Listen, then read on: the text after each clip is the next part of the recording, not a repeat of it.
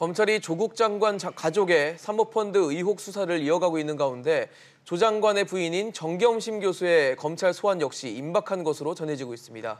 조국 장관 가족 펀드로 알려진 코링크 프라이빗 에쿼티의 실소유주는 누구고 또 정경심 교수가 펀드 운용에 있어서 어떤 역할을 했는지 수사에 초점이 모아지고 있는데요. 하지만 수사 결과 이전에 여야는 이번 주 예정된 대정부 질문을 통해 조 장관을 둘러싼 또 한 번의 격돌을 준비하고 있습니다. 여러분은 조 장관 가족의 사모펀드 의혹과 또 계속되는 정치권 공방을 어떻게 보고 계십니까?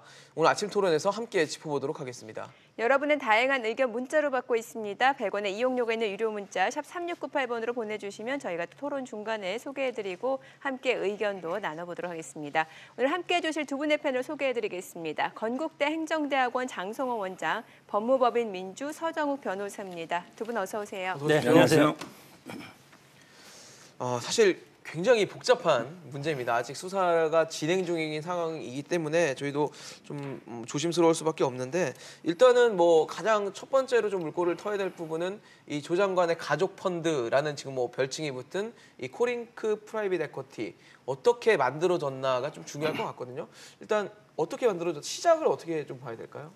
이것은 지금 저희가 말씀드릴 수 있는 것은 모든 것이 다 검찰 수사 중이기 때문에 의혹이라는 것을 이제 전제로 해서 애초에 이제 사모펀드라는 것을 우리 이제 최초의 언론을 통해서 이제 공개가 되지 않았습니까? 그래서 조국 장관 그때 당시 후보자죠.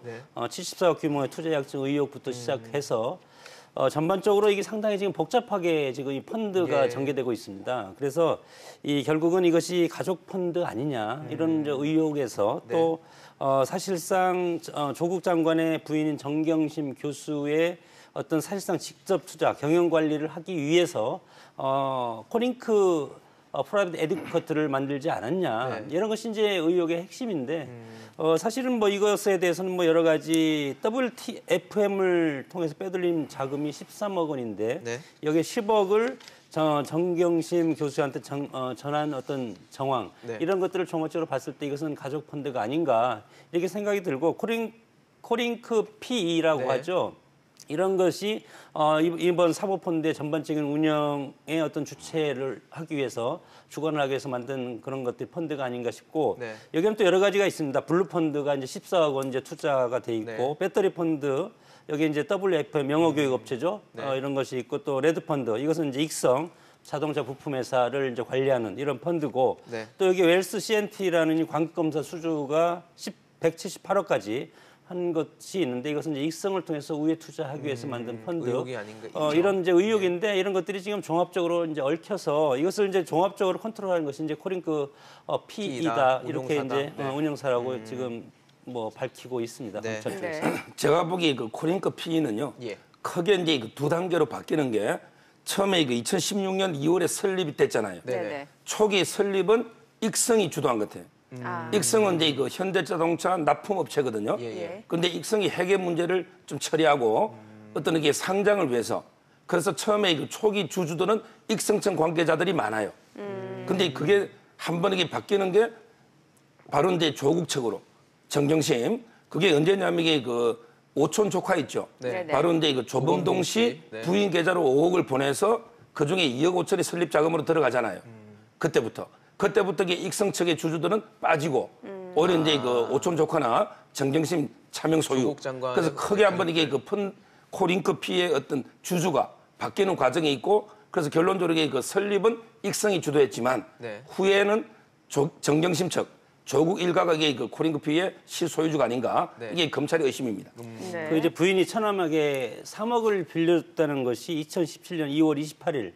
여기에 이제 입출금이 이제 표시돼 있는 것이 이제 나타나 있고 그것이 이제 검찰에서 이것에 대해서 부인 정경심 교수가 직접적인 연관이 있다고 단서로 처음에 이제 보는 것이고 이거에 대해서 조국 당시 후보자가 기자간담회 때는 이것에 대해서는 전혀 아는 바 없다 이렇게 돼 있지만 거기에 투자자 명의 정경심이라는 이름이 이제 붙어 있었고 이것이 관보에도 게재가 되어 있었기 때문에 이런 것들을 이제 검찰 조사 과정이나 재판 과정에서 이제 해명을 해야 되는데 이런 증거가 나와 있기 때문에 상당히 해명에도 한계가 있다고 봅니다. 이 사모펀드는 간접 투자입니다. 그러니까 현행법으로 간접 투자 자체가 이제 불법은 아닌데 그렇기 때문에 이 조국 장관 사모펀드 투자가 불법은 아니고 이 부분에 대해서 뭐 의견이 갈릴 수밖에 없을 것 같아요. 어떻게 보시나요? 일단 이게 조국 장관도 청와대 그 사모펀드 투자가 이제 불법이냐 아니냐 이걸 이게 물어보고 불법이 아니라 해서 투자했다 이렇게 해명하잖아요. 그렇죠. 근데 사모펀드 투자가 불법이 안 되려면 두 가지의 조건을 갖춰야 돼요. 네. 첫째는 이게 그 블라인드 투자로서 본인은 이게 어디 투자하는지 전혀 모르고 투자해야 되고요. 네. 그리고 가장 중요한 게 그 LP하고 GP, 즉 투자자하고 운용자 철저하게 분리가 돼야 됩니다. 만약에 사모펀드를 투자하는데 블라인드가 아니고 어느 회사에 투자하는 걸 알고 한다. 이러면 이게 주식 투자하고 똑같은 부작용이 생길 수가 있죠. 정보 이용이라든지. 네. 또 그리고 이게 투자자는 원래는 이게 운용에 절대 관여해서는 안 된다. 네. 이게 사모펀드의 가장 자본시장법의 대원칙입니다.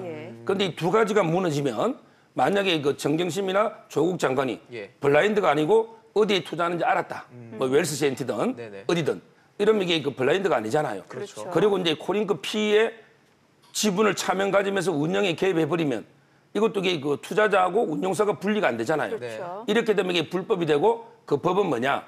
크게는 이게 공직자윤리법. 공직자윤리법에 이제 그 백지신탁 거부의 제가 있거든요. 항상 이 공직자는 주식을 못 가지고 백지신탁 하든지 팔아야 된단 말이에요. 근데 이걸 어디 투자하는지 알고 가지면 공직자윤리법에도 반할 수가 있고 그다음에 자본시장법에도 보면 투자자와 운용사에게 분리돼야 된다. 이런 이제 조항이 있기 때문에 만약에 그 두 가지 요건을 어겼다면 불법이 되는 거예요. 네. 두 가지 요건, 전제 요건을 말씀을 주셨네요. 근데 이제 뭐 예. 74억 규모의 사모펀드는 이제 뭐 예를 들어서 공직자윤리법에 저촉이 되지 않는다고 조국 후보자 측이라든가 정경수 교수, 정경심 교수 측에서는 주장을 하고 있지 않습니까? 이것은 또 마찬가지로 의혹이기 때문에 검찰 조사를 일단 지켜봐야 되고 약정 투자에 대해서는 의무사항이 아니지 않습니까? 그리고 공직자윤리법상 간접 투자는 펀드 규제를 받지 않기 때문에 이런 것들도 앞으로 뭐 변호사님께서 방금 말씀하신 그런 어떤 사실관계를 구체적으로 입증을 해봐야만이 나중에 이것에 대해서 어떤 법적인 위법적인 사항이 있는지 없는지 그것을 밝힐 수 있을 것 같습니다. 네. 사실 뭐 조국 장관 또 조국 장관의 부인인 정경심 교수도 중요한 인물이기도 하지만 최근에 구속된 이 조국 장관의 오촌 조카인 조범동 씨가 굉장히 이 키플레이어가 되고 있는 것 같은데 네네. 사실 능력도 없고 따로 자금 여력도 뭐 그렇다 할 없는데 이 코링크피라는 대표를 맡았다는 것 자체가 이미 이제 조 장관의 어떤 가족들의 대리인 역할을 한 게 아니냐라는 의혹이 좀 있는 것 같아요. 이게 아무래도 쟁점이 될 수밖에 없겠죠. 그렇죠. 이게 아마 코링크피의 실무는요. 아까 제가 이게 익성이 설립해서 조국 초록에 넘어오겠다 했잖아요. 근데 익성의 그 회장의 또 이게 조카가 있어요. 네. 제 부사장 이모 씨. 이분하고 이제 그 조범동. 이 두 사람은 오래 전부터 2011년부터 이게 여러 가지 그 같이 인수라든지 우회상이 오래 전부터 친분이 있고요. 현재 그 조범동 씨는 금방 말한 것처럼 이게 능력이나 자력이 없고 아마 이게 정경심 조국 부인이 관여한 게 두 루트 같아요. 첫째는 이제 그 조범동 씨 부인 앞으로 아까 이게 5억을 송금해서 그 중에 2억 5천이 설립하는 데 자금으로 사용됐다. 이게 하나가 있고요. 그다음에 하나는 이게 그 정경심 씨 동생 있잖아요. 바로 이제 조국의 처남이죠. 이분한테 이게 3억을 빌려줘 가지고 그 중에 5억을 코링크피의 지분 0.99% 우리 0.99% 지분하는 데 그 5억이 들어간. 그러니까 이제 그 정경심 동생하고 이제 조국의 오촌 조카 두 루트럭의 가족 자금이 코링크피로 들어간 거고요. 실제 그 정경심 동생은요. 코링크피에서 매월 800만 원씩 1억 4천여만 원을 또 이게 받아간 의혹이 있습니다. 그것도 그 검찰에서는 횡령 혐의로 보고 있기 때문에 실제 그래서 코링크피가 처남도 있고 오촌 조카도 있기 때문에 조국 일가에게 그 운용한 회사가 아닌가 이렇게 검찰이 의심하고 있는 거예요. 알겠습니다. 근데 이제 특히 이제 문재인 지금 이 오촌 조카가 이제 지향하는 것이 지금 문재인 정부의 국정 사업 과정 2차 전지 사업 진출을 타진하는 과정에서 이러는 것들이 일어나지 않습니까? 그래서 이제 검찰이라든가 어떤 수사관에서 이제 집중하는 것이 과연 어린 오촌 조카가 물론 이게 된 대표지만 네. 이런 문재인 정부의 국정 핵심 과제인 이런 것들에 펀드를 조성하면서 이런 것들을 할 수 있을 것인가? 네. 그런 것들이 지금 뭐 공직자윤리법이라든가 이제 자본시장법 위반 이런 걸로 검찰 측에서 이제 몰고 가는 그런 경향이 있다고 봅니다. 네. 사실 지금 저희 속보 자막도 나오고 있는데 조 네. 장관의 방배동 자택에 이 검찰이 압수수색을 들어간 것으로 소식이 전해지고 있습니다. 검찰의 수사망이 조금 더씩 좁혀지면서 증거를 하나씩 좀 모으는 모습들이 지금 연출이 되고 있는데 어떤 결과가 나올지 좀 지켜봐야 될 것 같고요. 저희는 네. 또 계속 토론을 진행하도록 하겠습니다. 예. 자, 지금 이제 또 그 바로 조범동 씨가 코링크 프라이빗 에쿼티 실소유주가 이제 정경심 교수라고 했다는 진술을 했다는 보도가 나왔어요. 예. 현재 그 검찰의 어떤 뭐 정확하게 검찰의 표의사실 공표 때문에 네, 정확하게 어떤 소식은 없지만 네, 제한적인 기자들에게 여러 루트로 뭐 관련자들에게 정언을 종합해 보면 조범동 씨가 상당히 그 진술이 검찰에 협조적이다. 이런 이제 그 이야기들이 많이 나오고 있어요. 예. 그거는 이제 뭐 두 가지 이유로 일단 이게 조범동 씨가 이제 그 도피를 했다가 하가지고 구속이 된 상태인데 본인이 이게 보도 억울한 점이 좀 있다고 했거든요. 네. 근데 조범동 씨의 여러 가지 자금 흐름이나 경력을 보면 본인이 이게 몸통으로 보기는 어렵고 그래서 이제 첫째 진술하는 게 있고요. 그다음에 두 번째 뭐 지금 두 번째는 이게 조범동 씨하고 이런 여러 가지 증거가 너무 차고 넘치게 많이 나온 것 같아요. 네. 예를 들어 이제 뭐 이메일 내역이라든지 예. 여기 컴퓨터 같은 압수수색 해보면 하드디스크에 놓지 않습니까? 그렇죠. 그래서 이게 조범동 씨가 아무리 이게 조국 일가를 이게 보호하려고 해도 객관적인 물증들이 너무 많기 때문에 이 두 가지 이유로 조범동 씨가 상당히 그 조국 일가에 불리한 내용들이 좀 소상하게 밝히고 있는 걸로 이게 소식이 나오고 있습니다. 예. 네. 자, 지금 시청자분들도 관련해서 다양한 의견 보내주고 계시니까 내용 좀 짚어보도록 하겠습니다. 지금 보시게 되면은 끝자리 1522님이 조국 장관이 무조건 지지합니다. 라고 올려주셨고 0541님도 마녀 사냥 중단하길 또 이렇게 올려주셨네요. 네. 또 7746님은 조국 장관 지지자들은 의혹이라 말하고 아니라고 믿고 싶겠지만 현재까지 밝혀진 것만 해도 뒤통수 맞은 기분에 울분이 터집니다라고 문자를 주셨습니다. 네. 자, 끝자리 1604님이 조국 장관님 반드시 결코 사법개혁 공수처 설치하길 바랍니다. 끝자리 6116님은 위법 여부를 떠나서 이 정도의 국민 비판을 받았으면 떠나라라고 또 올려주셨네요. 2328님은 본인이 그동안 해온 말과 너무나도 동떨어진 현실에 즉각 사퇴하라라고 문자 주셨습니다. 네, 끝자리 1717님은 우리나라 인재가 그렇게 없나요? 검찰개혁에 조국 아니면 안 되나요? 라고 또 올려주셨네요. 네. 8687님 뭐든지 모른다. 나는 안 하고 다른 사람이 했다는 사람이 장관 자리는 왜 그렇게 하려고 하는지 모르겠다라고 문자 주셨습니다. 네, 계속해서 저희 여러분들의 의견 받고 있습니다. 샵 3698 유료 문자로 다양한 의견 보내주시기 바랍니다. 네. 사실 아까 변호사님께서 말씀을 해주셨던 익성, 이 익성이라는 기업은 그 코링크 피가 이제 익성을 위해 만들어진 것이다라는 얘기가 나올 정도의 지금 어떻게 보면 익성이라는 곳이 태풍의 핵이 되고 있는데 이 해석을 좀 들어볼 필요가 있어 보이거든요. 익성은 이제 그 크게 보면요. 아까 제가 이게 그 설립이 처음에 그 코링크피의 설립이 익성의 어떤 상장을 위해서 했다. 그거는 이게 제가 먼저 말씀드렸고요. 예. 그다음에 중요한 게 코링크피의 최초 펀드가요. 네. 바로 이게 레드 코어입니다. 네. 이 색깔별로 하거든요. 네. 레드, 블루, 네. 그린, 네. 그다음에 배터리 이래 되잖아요. 근데 레드 코어가 최초의 펀드인데 거기에 익성이 40억을 투자를 해요. 40억을. 그럼 이게 최초로 익성이 코링크피에 투자했죠. 그렇죠. 근데 문제는 또 이게 그 펀드가 익성의 주식을 10%를 취득해요. 네. 그럼 이게 3대 주주가 됩니다. 그러니까 익성이 돈을 40억을 투자하고 다시 이게 그 돈으로 펀드에서 익성 주식을 10% 사는 거예요. 3대 주주. 이렇게 돈 거래가 되는 거예요. 그러면 이게 익성이 상장하면 익성도 좋고 그다음에 코링크피도 3대 주주니까 대박 아닙니까? 네. 이런 식으로 이게 설립부터 최초로 이게 펀드 투자, 그다음에 익성의 지분 취득 이 모든 게 연결되어 있기 때문에 이 처음 시작은 바로 이게 익성이다. 이렇게 다 보고 있는 거예요. 그쪽에서 생겨나는 네. 거군요. 혹시 그 익성 상장을 위해서 코링크 프라이빗 에쿼티가 만들어졌다라는 그런 뭐 증언이라든지 녹취록 같은 뭐 어떤 그런 증거가 나온 상황인가요? 증거는 아직 검찰에서 이것은 이제 뭐 컴퓨터라든가 여러 가지 압수수색을 하면서 네. 그 증거에 대해서 공개를 상당히 꺼리고 있는 것이 아닌가 이렇게 이제 생각이 들고 명확한 것은 일단은 재판을 통해서 공개될 가능성이 상당히 크고 네. 네. 아직 정경심 교수 아직 이제 뭐 소환 조사를 하지 않고 있지 않습니까? 네. 네. 이런 것들이 전반적인 어떤 여러 가지 맥락이 아직 명확하게 짜맞춰지지 않은 것이 아닌가 이렇게 싶고 특히 이제 검찰이 중요한 것은 정경심 교수도 중요하지만 오촌 조카를 필두로 해서 조국 장관과 정경심 교수 부인 정경심 교수와 그리고 오촌 조카와의 어떤 사이에 물론 뭐 익성이라든가 뭐 배터리 펀드 WFM이라든가 웰스 CNT라든가 여러 가지가 문제 복잡하게 연결되어 네, 있지 않습니까? 그렇죠. 이런 것들이 어느 일사불란한 그런 어떤 체계로 이것이 이제 나타날 때까지는 아직 공개되기가 상당히 뭐 이르다고 봅니다. 익성에서 또 중요한 거 하나 빠진 게요. 네. 익성이 이제 그 자회사를 하나 만듭니다. 네네. 거기 IFM이라고요. 예. 2차 전지 네. 업체인데 거기에 이제 그 웰스 CNT가 또 이제 그 13억 정도 투자를 하거든요.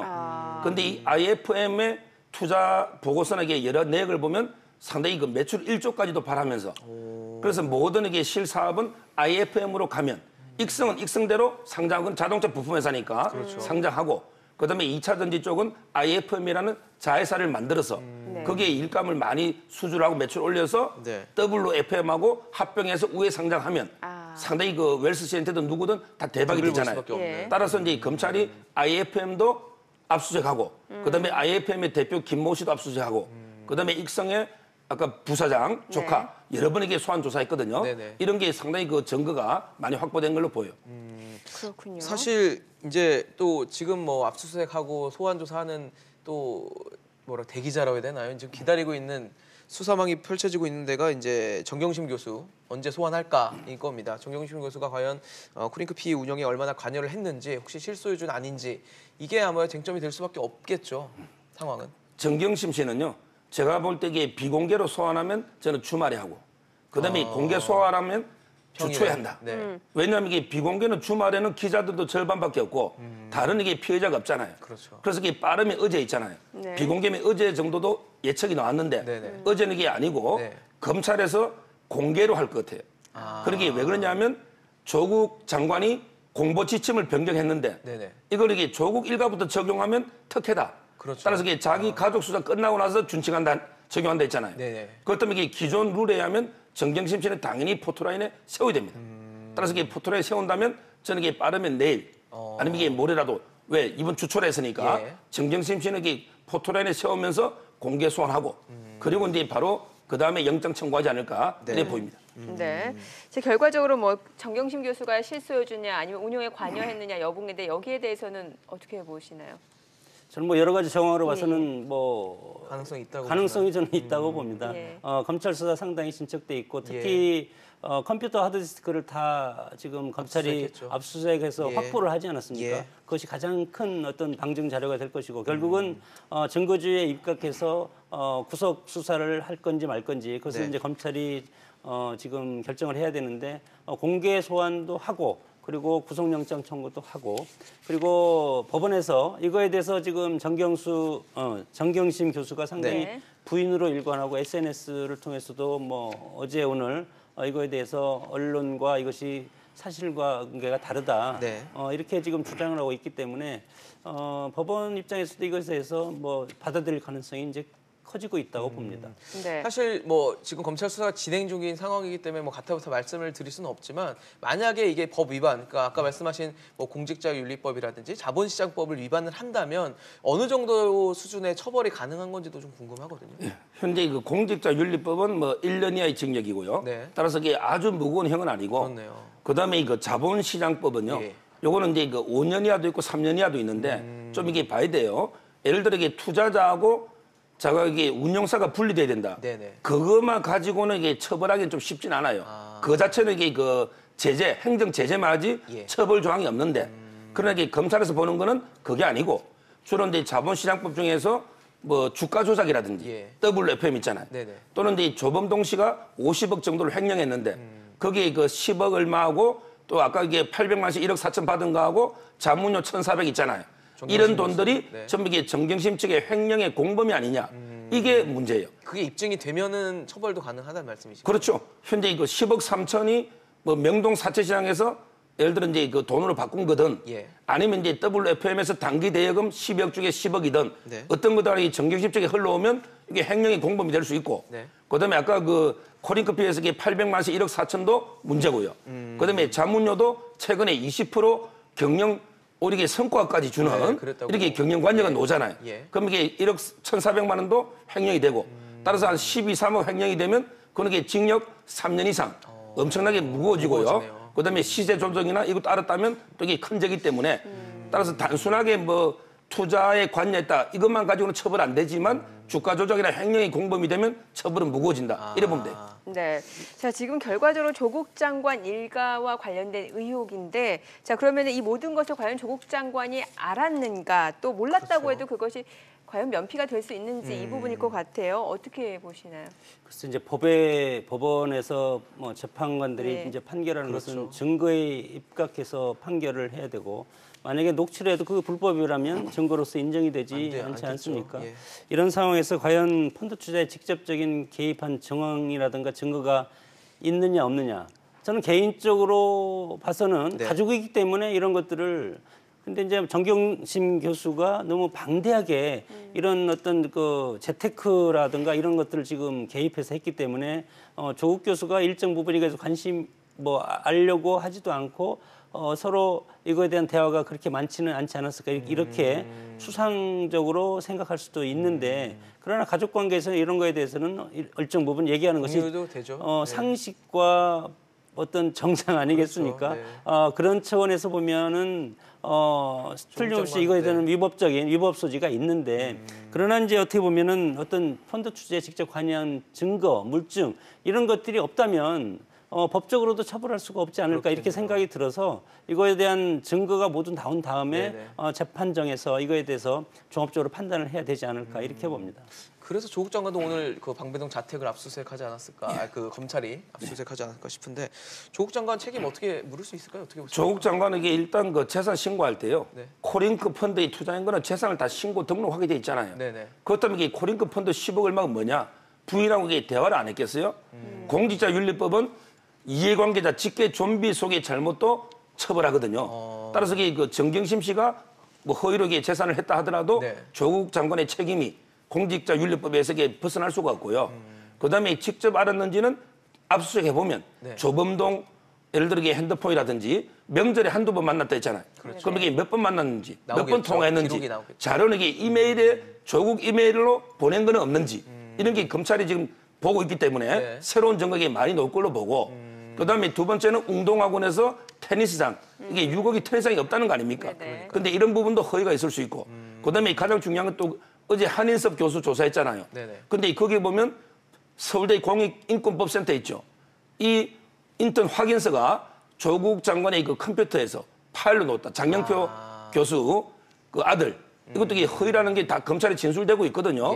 그다음에 증거인멸도 지금 이게 한국투자신탁정권의 김모 씨 조국하고 몇 번 만났고 뭐 이게 부인 도와줘 고맙다 이런 이게 증언도 나오고 있지 않습니까? 따라서 저는 자본시장법이든 운동학원이든 또는 이게 표창장이나 그다음에 인턴이든 아니면 이게 증거인멸이든 상당히 검찰이 혐의를 두고 아마 이게 소환해서 조국까지도 기소하지 않을까 이렇게 제 예측입니다. 알겠습니다. 뭐 그런 것들이 이제 있던 없던 조국은 이제 법무장관으로서 뭐 여러 가지 공직자이지 않습니까? 그렇기 때문에 가족이 이런 문제를 저질렀던 아니면 위법사항이 있던 도의적인 책임은 피할 수가 없다고 저는 생각을 합니다. 네, 알겠습니다. 조국 장관에 대한 검찰 수사가 진행 중인 만큼 앞으로 상황 좀 지켜보고 또 여러분들께 소식 전해드리도록 하겠습니다. 지금까지 서정욱 변호사, 장성우 교수였습니다. 고맙습니다. 잘 들었습니다.